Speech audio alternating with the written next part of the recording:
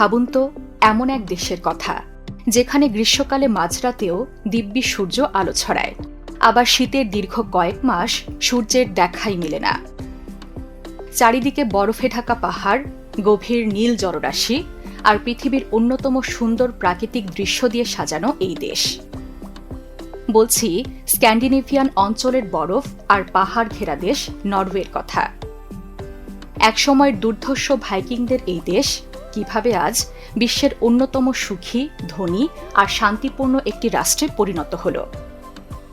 চলুন আজ ঘুরে আসি প্রকৃতির এক জীবন্ত জাদুঘর নরওয়ে থেকে।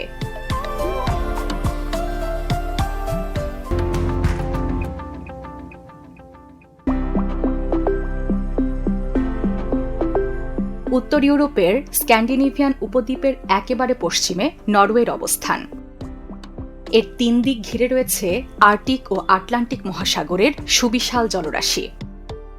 প্রায় 3,85,000 বর্গ কিলোমিটার আয়তনের এই দেশটির ভৌগোলিক অবস্থান এতটাই বৈচিত্র্যময় যে গ্রীষ্মকালে উত্তরের অঞ্চলগুলোতে টানা কয়েক মাস সূর্য অস্ত যায় না। একে বলা হয় মিডনাইট সান। আবার শীতকালে ঘটে ঠিক উল্টো ঘটনা, টানা কয়েক মাস সেখানে সূর্যের দেখাই মেলে না। নরওয়ের জনসংখ্যা মাত্র 55 লাখের কাছাকাছি, যা দেশটিকে ভীষণ শান্ত ও কোলাহল মুক্ত রেখেছে। নরওয়ে প্রায়ই বিশ্বের সবচেয়ে সুখী দেশগুলোর তালিকার শীর্ষে থাকে। তবে মজার ব্যাপার হল, আজকের এই শান্ত, ভদ্র ও সুখী মানুষদের পূর্বপুরুষরা ছিলেন ইতিহাসের সেই বিখ্যাত এবং দুর্ধর্ষ ভাইকিং যোদ্ধা। 800 থেকে 1050 খ্রিস্টাব্দ পর্যন্ত ছিল তাদের স্বর্ণযুগ। নিজেদের তৈরি অসাধারণ সব কাঠের জাহাজে চড়ে তারা উত্তাল সমুদ্র পাড়ি দিয়ে গোটা ইউরোপ দাপিয়ে বেড়াতেন। একটি চমকপ্রদ তথ্য হল, ক্রিস্টোফার কলম্বাসেরও প্রায় 500 বছর আগে এই ভাইকিংরাই প্রথম উত্তর আমেরিকায় পৌঁছেছিল। দীর্ঘকাল ডেনমার্ক ও সুইডেনের মতো প্রতিবেশীদের সাথে যুক্ত থাকার পর 1905 সালে নরওয়ে সম্পূর্ণ একটি স্বাধীন রাষ্ট্র হিসেবে আত্মপ্রকাশ করে। এক সময়ের সেই উত্তাল সমুদ্রের দুর্ধর্ষ যোদ্ধাদের দেশ আজ কিভাবে পৃথিবীর অন্যতম শান্তিপূর্ণ, আধুনিক ও গণতান্ত্রিক রাষ্ট্রে পরিণত হল, তা সত্যি এক বিশাল বিস্ময়। নরওয়ের অর্থনীতি বিশ্বের অন্যতম শক্তিশালী ও স্থিতিশীল অর্থনীতি। তাদের মূল শক্তি হল সমুদ্রের তলদেশ থেকে উত্তোলন করা তেল ও প্রাকৃতিক গ্যাস। পাশাপাশি সামুদ্রিক মৎস্য খাত তাদের বিশাল আয়ের উৎস। একটি চমকপ্রদ তথ্য হল, নরওয়ে বিশ্বের অন্যতম ধনী দেশ হলেও এটি বসবাস করার জন্য ভীষণ ব্যয়বহুল একটি জায়গা। এখানে সবকিছুর দামই বেশ চড়া। পর্যটকদের কাছে নরওয়ে যেন স্বপ্নের গন্তব্য। নরওয়ের কথা বললেই চোখের সামনে ভেসে ওঠে বিখ্যাত সব ফিওর্ড বা হিমবাহের তৈরি সমুদ্রের খাড়ি। ইউনেস্কো ওয়ার্ল্ড হেরিটেজ সাইট হিসেবে স্বীকৃত এই জায়গাগুলোর সৌন্দর্য এতটাই জাদুকরী যে নিজে গিয়ে না দেখলে এই রূপ বিশ্বাস করা প্রায় অসম্ভব। বিশেষ করে গেইরাঞ্জার ফিওর্ডের কথা না বললেই নয়। এর শান্ত, গভীর নীল জলরাশির দুপাশ দিয়ে দেয়ালের মতো মাথা উঁচু করে দাঁড়িয়ে আছে সুবিশাল সব খাড়া পাহাড়। আর সেই পাহাড়ের বুক চিরে সজোরে নেমে এসেছে বিখ্যাত 7 সিস্টার্স জলপ্রপাত। জল আর মেঘের এই অপূর্ব মিতালি পর্যটকদের এক অন্য জগতে নিয়ে যায়। এখানকার নিস্তব্ধতা আর বিশালতার মাঝে দাঁড়িয়ে আপনার মনে হবে এ যেন শিল্পীর তুলিতে আঁকা পৃথিবীর বুকে এক টুকরো স্বর্গ। নরওয়ের দীর্ঘতম এবং গভীরতম ফিওর্ড হল সোনে ফিওর্ড। এই বিশাল ফিওর্ডেরই একটি জাদুকরী অংশ নেরয় ফিওর্ড। পাহাড়ের বুক চিরে বয়ে চলা এই ফিওর্ডে নৌকায় বা ক্রুজে ঘুরে বেড়ানো সত্যি এক জাদুকরী অভিজ্ঞতা। শীতকালে উত্তরের আকাশে আলোর নাচ বা নর্দার্ন লাইটস দেখতে প্রতি বছর লাখো পর্যটক এই বরফের দেশে ছুটে আসে। বিশেষ করে নরওয়ের ট্রমসো শহর বা লোফেটেন দ্বীপে এই আলোর ম্যাজিক সবচেয়ে ভালো দেখা যায়। প্রচণ্ড শীতে রাতের অন্ধকার আকাশের দিকে তাকিয়ে থাকতে থাকতে হঠাৎ করে শুরু হয় চমক। চোখের সামনেই সবুজ, গোলাপি আর বেগুনি রঙের আলো নদীর মতো ঢেউ খেলতে থাকে। বিজ্ঞানের ভাষায় এটি একটি প্রাকৃতিক ঘটনা হলেও নিজের চোখে দেখলে আপনার মনে হবে কেউ যেন জাদু বলে বিশাল আকাশটাকে নানা রঙে সাজিয়ে দিয়েছে। যারা অ্যাডভেঞ্চার বা হাইকিং করতে ভালোবাসেন তাদের জন্য নরওয়ের পালপিট রক যেন আক্ষরিক অর্থেই এক স্বর্গ। কল্পনা করুন, শান্ত জলের ঠিক উপরে প্রায় ৬০৪ মিটার উঁচুতে শূন্যের ওপর ভেসে থাকা এক বিশাল সমতল পাহাড়ের চূড়া। দীর্ঘ হাইকিং শেষে এই চূড়ার প্রান্তে দাঁড়িয়ে নিচের নীল জলরাশি আর চারপাশের পাহাড়ের যে শ্বাসরুদ্ধকর দৃশ্য চোখে পড়ে তা জীবনের অন্যতম সেরা এক রোমাঞ্চকর অভিজ্ঞতা।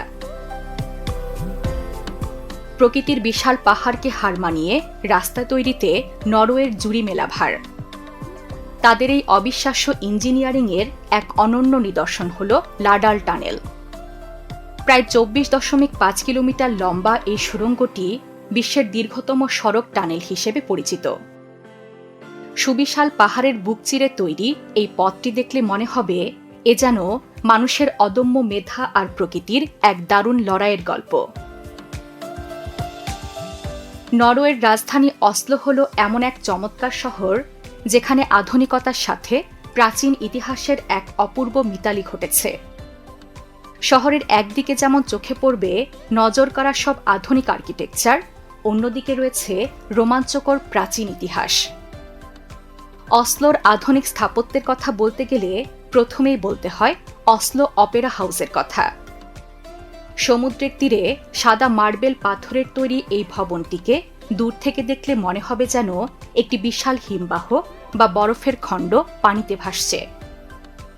মজার ব্যাপার হল দর্শনার্থীরা চাইলে এর ঢালু ছাদের ওপর দিয়ে হেঁটে একেবারে চূড়ায় উঠে যেতে পারেন।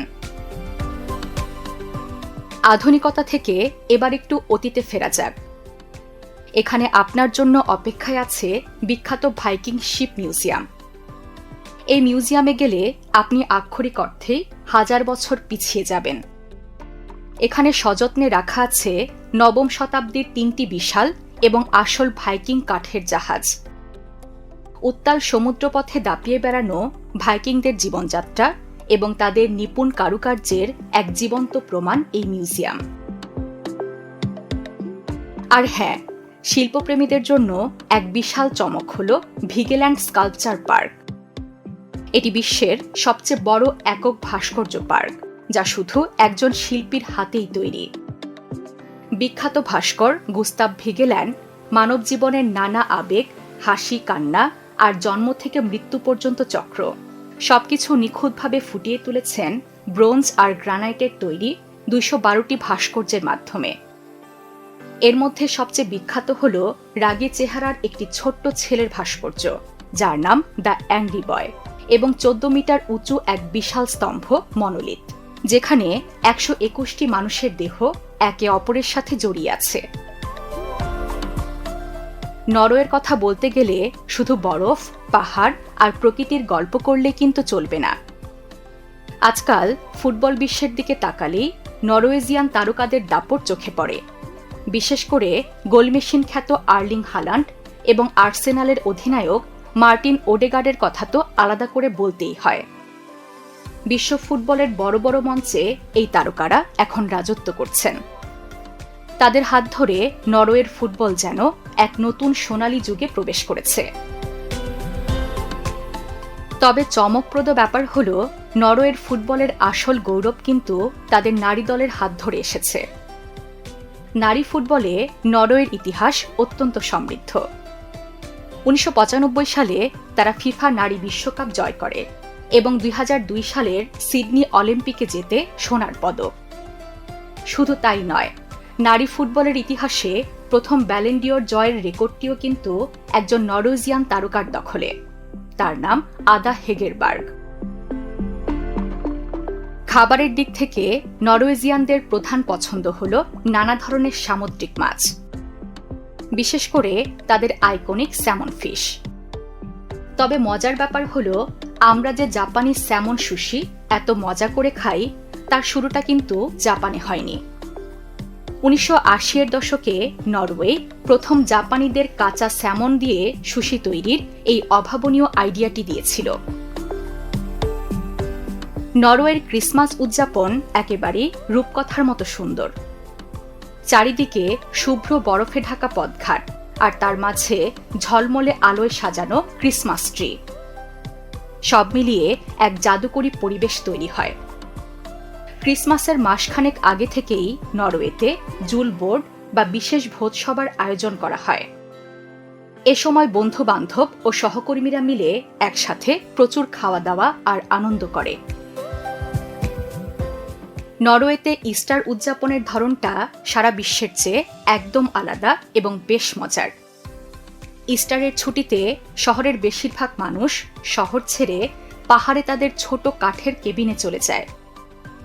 সেখানে গিয়ে বরফের মাঝে স্কি করা, রোদে বসে কমলা লেবু খাওয়া আর কুইক লুন্স নামের একটি বিশেষ চকলেট খাওয়া তাদের বহু পুরনো ঐতিহ্য।